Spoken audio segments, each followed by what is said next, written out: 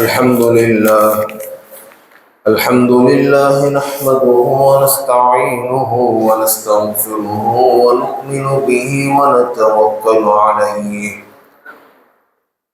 ونعوذ بالله من شرور أنفسنا ومن سيئات أعمالنا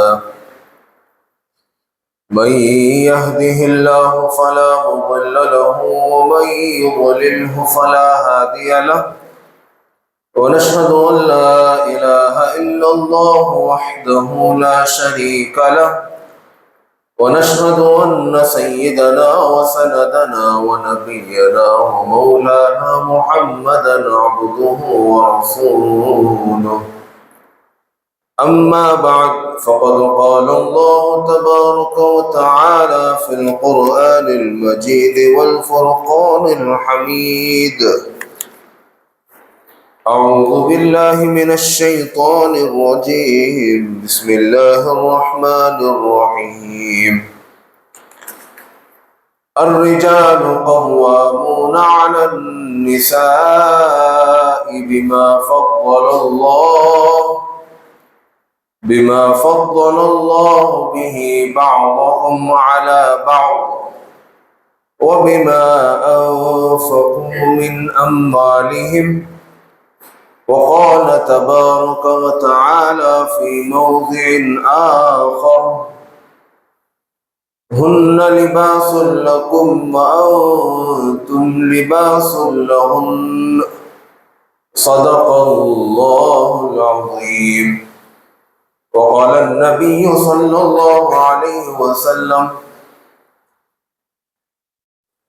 خيركم لأهله وأنا خير لأهلي أو كما قال رسول الله صلى الله عليه وسلم اللهم صل على سيدنا محمد في أول كلامنا وصل على سيدنا محمد في أوسط كلامنا وصل على سيدنا محمد في آخر وكل كلامنا قابل صد احترام حاضرین کرام، میرے عزیز دوستوں، بزرگوں اور بھائیوں، دنیا کے اندر جتنے بھی ہم رشتے دیکھتے ہیں، اگر ان رشتوں کو ہم سمیٹیں تو ہم ان کو 4 حصوں میں تقسیم کر سکتے ہیں۔ ایک حصہ، ایک رشتہ وہ میاں بیوی کا آپس کا رشتہ ہے۔ دوسرا رشتہ ماں باپ کا اولاد کے ساتھ ان کا رشتہ۔ تیسرا رشتہ آدمی کا اپنے خاندان والوں کے ساتھ، بھائی کے ساتھ، بہن کے ساتھ، ساس سسر کے ساتھ، سالہ اور سالی کے ساتھ، نانا نانی، ماموں مامی، چاچا چاچی، پھوپھا پھوپھی، خالہ خلئی، جتنے بھی رشتے ہیں خاندان کے، چاہے وہ سسرالی ہو چاہے وہ نسبی ہو، اس کا رشتہ ان کے ساتھ۔ اور چوتھا رشتہ آدمی کا اس کی تنظیم کے ساتھ، اس کے معاشرے میں رہنے والے لوگوں کے ساتھ، پڑوسیوں کے ساتھ، دوست و احباب کے ساتھ سفر کر رہا ہے تو سفر میں اس کا جو ساتھی ہے اس کے ساتھ کام کاج کو جا رہا ہے تو کام کرنے والے کارندوں کے ساتھ اس کا کیا رشتہ ہے۔ تو اگر ہم ان رشتوں کو سمیٹ کر دیکھیں گے تو ان 4 حصوں میں ہم ان رشتوں کو ڈیوائیڈ کر سکتے ہیں۔ اب رشتے کی اہمیت احادیث میں آپ علیہ السلام نے اور قرآن مجید میں اللہ تبارک و تعالیٰ نے اس کی اہمیت کو بیان فرمایا۔ چاہے وہ رشتہ جیسا بھی ہو، اس رشتے کو نبھانا، اس رشتے کو برقرار رکھنا، باقی رکھنا، یہ ہماری اپنی ذمہ داری ہے۔ لیکن ان رشتوں میں کچھ رشتے ہیلدی ہوتے ہیں، بہت اچھے ہوتے ہیں، اور کچھ رشتے وہ ٹاکسک ہوتے ہیں، زہریلے ہوتے ہیں۔ اب رشتوں کے اندر جو زہریلا پن پیدا ہوا، رشتوں کے اندر جو نااتفاقیاں پیدا ہو گئی،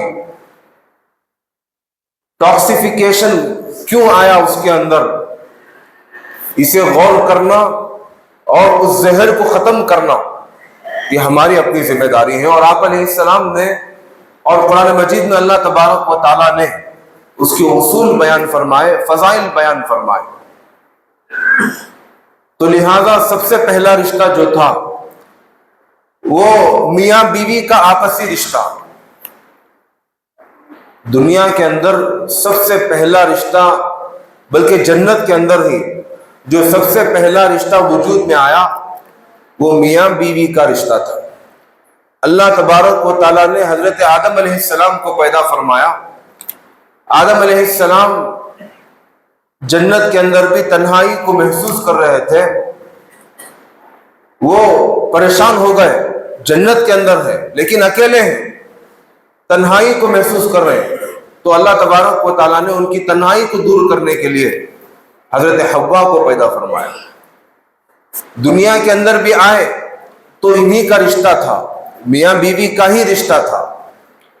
اور خود قرآن مجید میں اللہ تبارک و تعالیٰ نے ارشاد فرمایا وَاتَّقُوا اللَّهَ الَّذِي تَسَاءَلُونَ بِهِ وَالْأَرْحَامَ، میاں بیوی کا جو رشتہ ہے یہ وہ رشتہ ہے کہ تم نے اس رشتے کو اللہ تبارک و تعالیٰ کے نام سے مانگا، جیسے جو قرآن میں اللہ نے کہا وَاتَّقُوا اللَّهَ الَّذِي تَسَاءَلُونَ بِهِ، یہ وہ رشتہ ہے جس کو تم بھی اللہ تبارک و تعالیٰ کا نام دے کر مانگتے ہو۔ نکاح کے وقت بیٹھے ہوئے ہیں تو وہاں پر کیا کہا جائے گا، یہی تو ہم کہتے ہیں اللہ کا حکم ہے۔ حضرت محمد مصطفیٰ صلی اللہ علیہ وسلم کی یہ سنت مبارکہ ہے نکاح کرنا، وہی کہہ کر رشتہ مانگا جاتا ہے اور آدمی رشتے کو قبول کرتا ہے۔ اب رشتے کے وقت آدمی کیا کہتا ہے، میں نے قبول کیا۔ اب یہ میں نے قبول کیا جو کہہ دیا آدمی، اس کا مطلب کیا ہے؟ میں نے قبول کیا اس کا مطلب یہ ہے کہ میں نے اس عورت کو وہ جس حالت میں ہے، جس کنڈیشن میں ہے، اسی حالت اور اسی کنڈیشن میں میں نے اس کو اپنایا، یہ مطلب ہے۔ لیکن آدمی اس مطلب کو سمجھتا نہیں، میں نے قبول کیا کہہ دیا، اب گھر کو لانے کے بعد آدمی چاہتا ہے کہ عورت اس کی مرضی کے مطابق، اس کی خواہش کے مطابق عورت بن جائے، یہ ایسا نہیں ہو سکتا۔ محترم دوستوں، قرآن مجید میں اللہ تبارک و تعالیٰ نے ارشاد فرمایا کہ وَعَاشِرُوهُنَّ بِالْمَعْرُوفِ، اور ایک جگہ اللہ تبارک و تعالیٰ نے ارشاد فرمایا هُنَّ لِبَاسٌ لَكُمْ وَأَنْتُمْ لِبَاسٌ لَهُنَّ، کہ عورتیں تمہارے لیے وہ لباس کی طرح ہیں اور تم عورت کے لیے لباس، کپڑے کی طرح ہو۔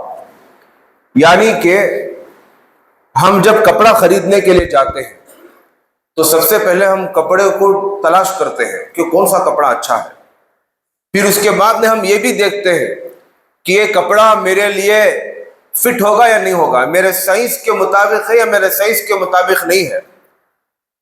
کپڑا اچھا بھی ہے اور میرے سائز کے مطابق ہے تو ہم جو ہے اس کپڑے کو خریدتے ہیں، اور ہم کپڑے اس لیے پہنتے ہیں تاکہ ہمارے اندر کے جو عیوب ہیں وہ عیوب چھپ جائیں، ہمارے اندر کے عیوب چھپ جائیں، اس لیے ہم وہ کپڑا خرید کر لے کر آتے ہیں۔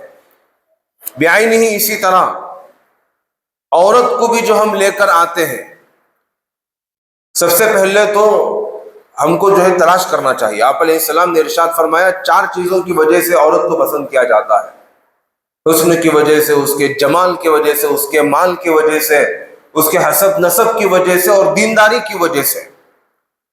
تو آپ علیہ السلام نے ارشاد فرمایا بہترین لباس یہ ہے کہ تم عورت کے اندر دینداری کو دیکھو، فَاظْفَرْ بِذَاتِ الدِّینِ، دیندار عورت سے نکاح کرو، تم کامیاب ہو جاؤ گے۔ اس کی مالداری کو مت دیکھو، اس کے حسن جمال کو مت دیکھو، اس کے نسب کو مت دیکھو، تم دیکھو تو کس چیز کو دیکھو؟ دینداری کو دیکھو، ترجیح اسے دو۔ حسن کو بھی دیکھنا ہے لیکن ترجیح کس کو دینا ہے؟ دینداری کو دینا ہے۔ لیکن ہمارا معاملہ الٹا ہے، سب سے پہلے جو ہے اس کے حسن کو دیکھتے ہیں، پھر جو ہے مال کو دیکھتے ہیں، پیسہ کتنا ہے اس کے پاس، پھر اس کے بعد ہم حسب نسب کو دیکھتے ہیں، اس کا خاندان کون سا خاندان ہے۔ آخر میں جو دیکھا جاتا ہے وہ دینداری کو دیکھا جاتا ہے۔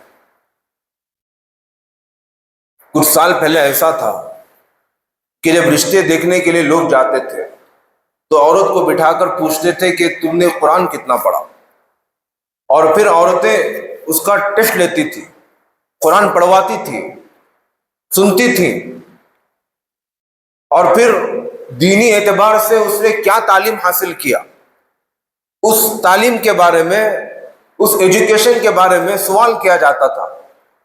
اور آج کے زمانے میں قرآن کے بارے میں کچھ بھی سوال نہیں ہوتا، دین کی تعلیم کے بارے میں کچھ بھی سوال نہیں ہوتا۔ حسن و جمال کو دیکھیں گے، پیسہ کو دیکھیں گے، اور پھر نکاح کرنے کے لیے، رشتہ بڑھانے کے لیے ہم لوگ آگے بڑھ جاتے ہیں، جس کی وجہ سے یہ خرابیاں اور فسادات یہ پیدا ہو رہے ہیں۔ اسی لیے اللہ تبارک و تعالیٰ نے ارشاد فرمایا ہن لباس لکم وانتم لباس لہن، کہ تم جو ہے عورت کو دیکھو، اور عورت گویا کہ وہ لباس کی طرح ہے، اور لباس بھی ایسا کہ وہ تمہیں فٹ آئے۔ فٹ آنے کا مطلب یہ ہے کہ وہ تمہیں ساتھ دے، ہر وقت دنیا کے اندر بھی ساتھ دے، تمہارے معاملات کے اندر بھی ساتھ دے، تمہارے معاشرت کے اندر بھی وہ عورت تمہیں ساتھ دے، تمہارے دینداری کے اندر بھی وہ عورت تمہارے ساتھ دے، ہر چیز میں عورت تمہارے ساتھ دے۔ اس چیز کو دیکھو، تبھی جا کر وہ تمہارے سائز کے مطابق وہ تمہیں فٹ آئے گی۔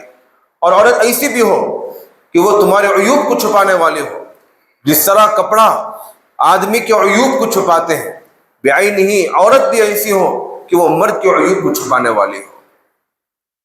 الغرض میں یہ کہہ رہا تھا کہ اللہ تبارک و تعالیٰ نے میاں بیوی کے رشتے کی اہمیت کو بیان فرمایا، اور اسی لیے آپ علیہ السلام نے ارشاد فرمایا خیرکم خیرکم لأہلہ، تم میں کا بہترین آدمی وہ ہے جو اپنے اہل و عیال کے ساتھ اچھا برتاؤ کرتا ہو، اچھا معاملہ رکھتا ہو۔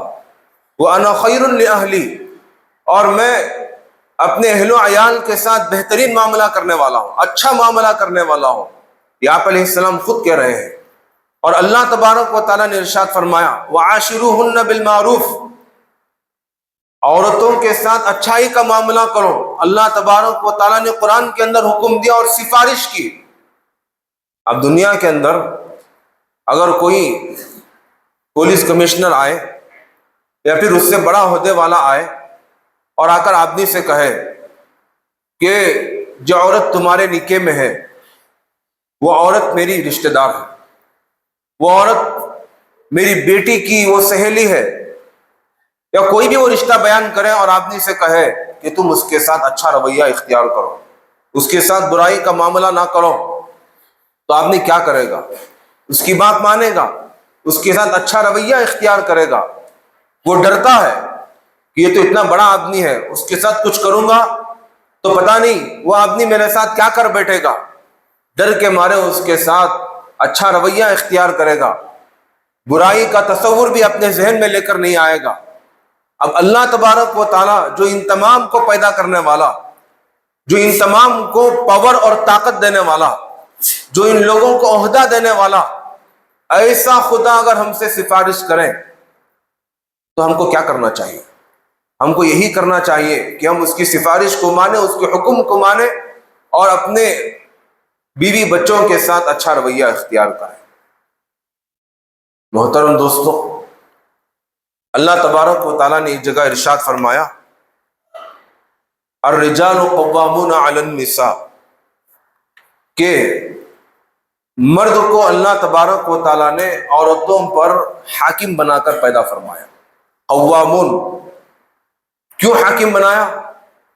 اس لیے حاکم بنایا بما انفقوا من اموالہم، اس کی وضاحت بھی اللہ تبارک و تعالیٰ نے کر دی۔ وہ یہ ہے کیونکہ مرد اپنے مال کو عورتوں کے اوپر خرچ کرتے ہیں، وہ گھر کے نظام کو قائم رکھتے ہیں، قوام ہیں۔ اسی لیے اللہ تبارک و تعالیٰ نے مرد کو عورت کے اوپر حاکم بنایا۔ اب حاکمیت کا مطلب یہ نہیں کہ آدمی عورت کو اپنا غلام بنا کر رکھے، بیوی کو وہ لونڈی بنا کر رکھے، یا پھر یہ کہ اس سے بھی کم درجہ سمجھ کر عورت کو اپنے ساتھ رکھیں۔ اس کا مطلب ہرگز بھی یہ نہیں۔ قوام کا مطلب یہ ہے کہ جس طرح ہمارے معاشرے کے اندر اگر کوئی جرم ہو جائے، ہمارے معاشرے کے اندر کوئی گناہ ہو جائے تو ہم کیا کرتے ہیں؟ ہم جو ہے پولیس کی طرف جاتے ہیں، اس کی طرف رجوع کرتے ہیں، وہاں جا کر ہم شکایت درج کرواتے ہیں۔ اب وہ آدمی وہ آتا ہے اور ایکشن لیتا ہے۔ ایسا نہیں ہوتا کہ بھئی اب پولیس والا بن گیا، اب وہ تو ہمارے اوپر حاکم ہے، چلو اس کے ماتحت اس کے وارڈ میں رہنے والے جتنے لوگ ہیں ان تمام کو اپنا غلام بنا کر رکھا ہوا ہے، اور وہ جس آدمی سے چاہے جیسا چاہے وہ کام نکلوا رہا ہے، جانوروں کی طرح رکھا ہوا ہے۔ ایسا نہیں ہوتا۔ بعینہ اسی طرح گھر کے اندر بھی اگر کوئی بدامنی پیدا ہونے لگے، گھر کے اندر بھی کسی قسم کا فتنہ اور فساد ہونے لگے، تو مرد کو اللہ تبارک و تعالیٰ نے حاکم بنایا کہ وہ اس فتنے کو دبائیں، اس معاملے کو رفع دفع کریں۔ ایسا نہیں کہ چھوٹی موٹی بات پیش آئے اور عورت جو ہے پولیس اسٹیشن کو چلی جائے، عورت جو ہے کسی ایم ایل اے کے پاس چلی جائے، کسی کونسلر کے پاس چلی جائے اور وہ جا کر وہاں پر شکایت درج کرے۔ ایسا نہیں۔ قوام کا مطلب، حاکمیت کا مطلب یہ ہے کہ گھر کے نظام کو سنبھالے، یہ مطلب ہے اس کا مطلب ہرگز بھی یہ نہیں کہ مرد اپنی بیوی کو لونڈی اور غلام بنا کر رکھے۔ ہمارے زمانے میں، ہمارے معاشرے میں آج کل یہ رواج بڑھتا گیا۔ آج کل بلکہ پہلے سے بھی ہمارے گھر کے اندر یہ ہے کہ شادی ہو کر جب عورت گھر کو آتی ہے تو مرد جو ہے اسے لونڈی اور غلام بنا کر رکھتا ہے۔ اس کی مذمت اللہ کے نبی علیہ السلام نے ارشاد فرمائی۔ محترم دوستو، میں آپ کو بتاؤں کہ ایک مرتبہ اللہ کے نبی صلی اللہ علیہ وسلم سے پوچھا گیا کہ شوہر کے ذمے عورت کے حقوق کیا ہے، شوہر کے ذمے عورت کے حقوق کیا ہے؟ تو اللہ کے نبی علیہ السلام نے بے شمار حقوق کو بیان فرمائے۔ انہی حقوق میں سے ایک حق آپ علیہ السلام نے بیان فرمایا کہ سب سے پہلا حق تو یہ ہے کہ شوہر بیوی کا مہر ادا کرے۔ جب شادی ہو جاتی ہے، جب ان کا نکاح ہوتا ہے، جو ہی وہ نکاح کے گڑھ بندھن میں آ گئے، بندھن میں آ گئے، تو شوہر کے ذمے سب سے پہلا حق یہ بنتا ہے کہ وہ اپنی بیوی کا مہر دے۔ لیکن ہمارے معاشرے میں مہر دینے کا رواج وہ بالکل ختم ہوتے جا رہا ہے۔ مہر ادا نہیں کیا جا رہا ہے۔ نکاح کے وقت تو لکھا دیا جاتا ہے کہ اتنا مہر ادا کر دیا جائے گا، لیکن آدمی پوری زندگی وہ گزار دیتا ہے، اس کے باوجود آدمی مہر ادا نہیں کرتا۔ قرآن مجید میں اللہ تبارک و تعالیٰ نے ارشاد فرمایا وَآتُوا النِّسَاءَ صَدُقَاتِهِنَّ نِحْلَةً۔ آتو، اللہ تبارک و تعالیٰ نے فعل امر کا حکم دیا، امر کا صیغہ لے کر آیا، اور حکم کے انداز میں اللہ تبارک و تعالیٰ نے کہا جس طرح نماز کا حکم دیا اقیمو، تمہیں نماز قائم کرنا ہی ہے، ایسے ہی اللہ تبارک و تعالیٰ نے واجبی حکم دیا کہ تم لوگوں کو مہر ادا کرنا ہی ہے۔ اور ایک جگہ اللہ تبارک و تعالیٰ نے ارشاد فرمایا فَآتُوهُنَّ أُجُورَهُنَّ فَرِيضَةً، کہ تم جو ہے عورت کی اجرت، مہر کو اللہ تبارک و تعالیٰ نے اجرت کے الفاظ میں لے کر آ کر بیان فرما کر حکم دیا کہ تم جو ہے اپنی بیویوں کو مقرر کردہ اجرت عطا کرو۔ کوئی آدمی مزدوری کرتا ہے، مزدوری کرنے کے بعد وہ اپنی اجرت کا مطالبہ کرتا ہے، اور آدمی کے اوپر لازم ہو جاتا ہے کہ وہ اس مزدور کو اجرت دے۔ اگر اجرت نہیں دے گا تو کیا ہوگا؟ کتنا ہنگامہ کھڑا ہوگا، کتنی پریشانیوں کا سامنا اسے کرنا پڑے گا، اور معاشرہ بھی اسے نہیں چھوڑے گا۔ اجرت ادا کرنا اس کی ذمہ واجب اور ضروری ہو جاتا ہے بعینہ ہی۔ اسی طرح شادی کرنے کے بعد، نکاح کرنے کے بعد عورت کا مہر دینا مرد کے ذمہ واجب اور ضروری ہو جاتا ہے۔ یہ مہر کی مقدار کیا ہے؟ تو آپ علیہ السلام نے ارشاد فرمایا، مہر کی سب سے کم مقدار وہ 10 درہم ہے۔ مہر کی سب سے جو کم مقدار ہے 10 درہم تو آدمی کو دینا ہی ہے، اس سے کم مہر ہے ہی نہیں۔ اب 10 درہم کتنے بنتے ہیں؟ آج کے زمانے سے اگر اسے کیلکولیٹ کیا جائے تو اس کا حساب بنتا ہے 2800 روپے سے 3000 کے بیچ میں اس کا حساب بنتا ہے۔ آج کے زمانے میں اگر آدمی مہر کا کیلکولیشن کرے تو اس کا حساب بنتا ہے 2800 روپے سے 3000 کے بیچ میں۔ ایک درہم کے اندر 2 گرام 970 پر 5 ملی گرام چاندی جب یہ ملتا ہے تو 1 درہم بنتا ہے۔ تو 10 درہم آدمی کو ادا کرنا ہوتا ہے۔ اس حساب سے اگر آپ کیلکولیٹ کریں گے تو آج کی قیمت کے اعتبار سے، آج کے دن کی قیمت ہے 1 گرام چاندی کی 90 پر 5 روپے۔ اس حساب سے اگر آپ کیلکولیشن کریں گے تو 2800 سے 3000 کے بیچ میں آدمی کو چاہیے کہ وہ مہر ادا کرے، اس سے کم کوئی مہر ہے ہی نہیں۔ اب نکاح کے وقت دیکھا جاتا ہے کہ لڑکے کا والد یا اس کے خاندان والے وہ مہر لکھاتے ہیں۔ کتنا لکھاتے ہیں؟ 780 پر 6 روپے۔ یہ 780 پر 6 روپے کا کوئی مہر نہیں، اور بعض لوگ تو 1100 روپے، 1101 روپیہ، 1 روپیہ ایڈ کر کے مہر لکھاتے ہیں، یا بعض لوگ 1111 روپے مہر لکھاتے ہیں۔ اس طرح کا مہر شریعت میں ہے ہی نہیں۔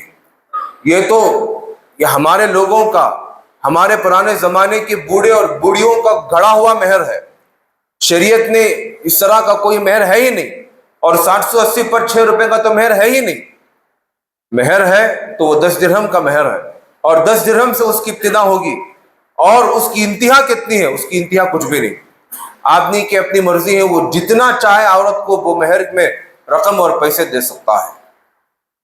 مہر فاطمی جسے ہم کہتے ہیں، آپ نے بھی سنا ہوگا، یعنی وہ مہر جو حضرت علی رضی اللہ عنہ نے حضرت فاطمہ الزہرا رضی اللہ عنہا کو دیا تھا، اسے کہتے ہیں مہر فاطمی۔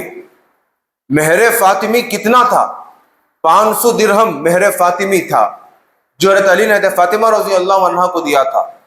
آج کے زمانے کے حساب سے اگر آپ کیلکولیٹ کر کے دیکھیں گے تو اس کی قیمت بنتی ہے 1,40,000 پر 1,312 روپے، قریب 1.5 لاکھ روپے مہر حضرت علی رضی اللہ عنہ نے آج کے زمانے میں حضرت فاطمہ الزہرا رضی اللہ عنہا کو دیا۔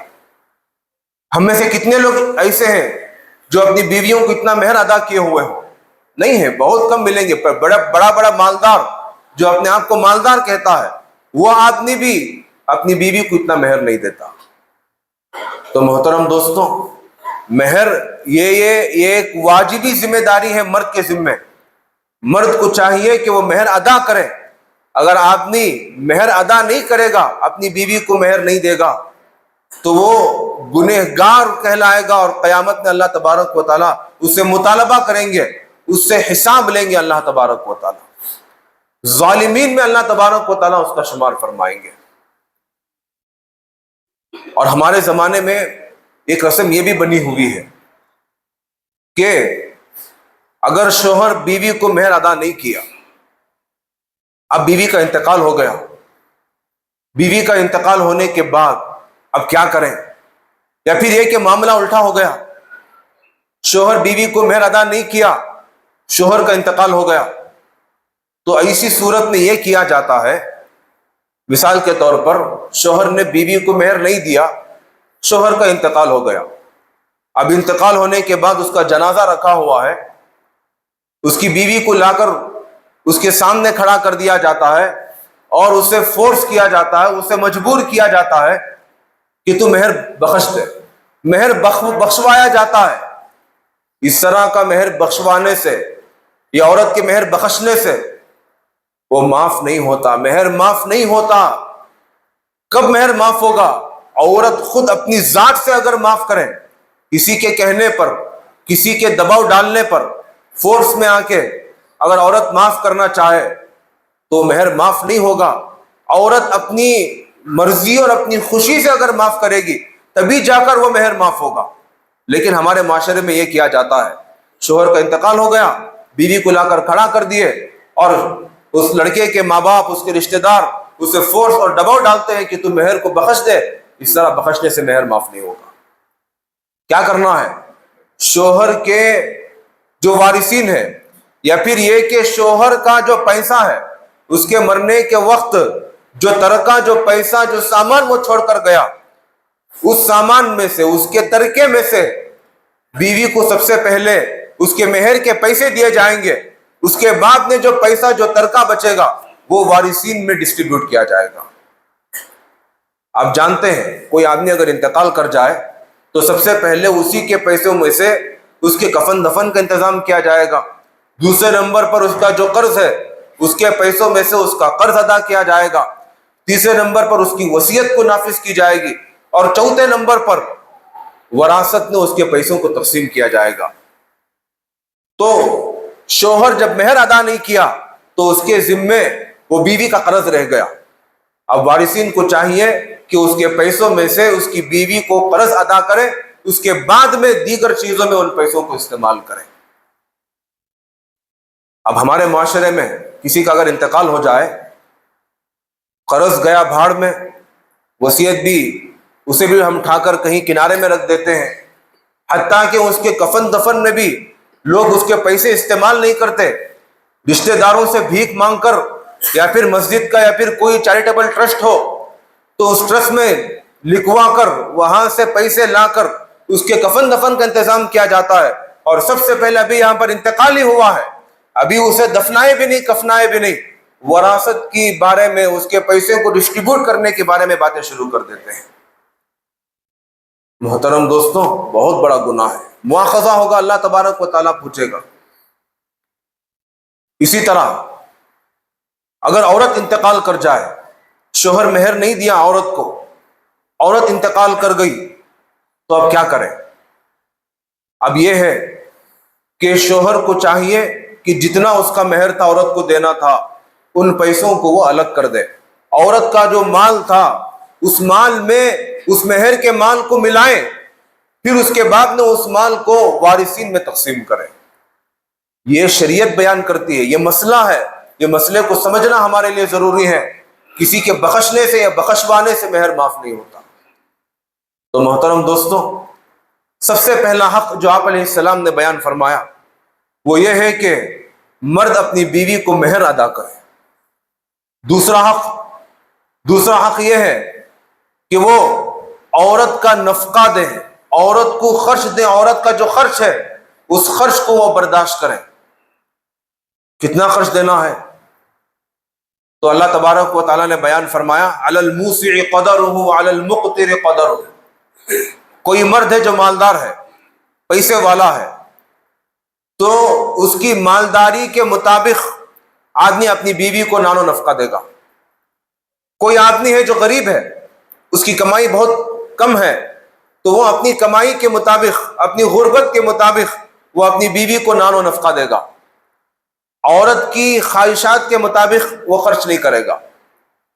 اب اس کا مطلب یہ نہیں کہ آدمی جو ہے، اب میں بیان میں کہہ دیا کہ آدمی اپنی غربت کے مطابق پیسے خرچ کرے، اب آدمی اس کو استدلال بنائے اور جا کر جو ہے کنجوسی اور بخالت کرے۔